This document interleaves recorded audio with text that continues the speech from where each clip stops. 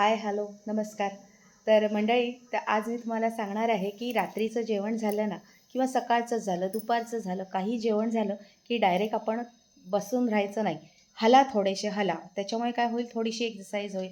रात्रीसुद्धा जेवल्यावर direct जाऊन झोपायचं नाही, कारण की त्याच्याने जेवण आपलं तसंच राहतं. थोडीशी शतपावली करा, थोडंसं असं चाला, थोडासा वर्कआउट म्हणजे वर्कआउट नाही म्हणता येणार, थोडीशी शतपावली करा. त्याच्यामुळे काय होईल, तुमचं शरीर छानपैकी अगदी हलकं होईल आणि तुम्हाला छान अशी झोप लागेल. आणि जेवल्यानंतर काय करायचं, आपलं लिंब असतं ना, लिंब आहे ना आपल्याकडे घरात असतं, तर लिंबाची एक फोड घ्यायची, त्याचं पूर्ण साल काढायचं, त्याच्याला ना हे लावायचं, काय लावायचं, आपलं शेंदमीठ असतं ना, ते लावायचं आणि ते तसंच खायचं, साल काढून. बरं का, लिंबाचं साल काढा, जेवल्यानंतर खायचं. लिंबाचं साल काढायचं, त्याला शेंदमीठ लावायचं आणि तसंच चावून चावून पटकन खाऊन टाकायचं. करून बघा, एकदम सुंदर असं छान पोट एकदम हलकं, पटकन हलकं वाटतं आपल्याला. आणि शतपावली जरूर करा. चला तर मग असेच नवनवीन व्हिडिओ घेऊन पुन्हा तुमच्यासमोर येईन.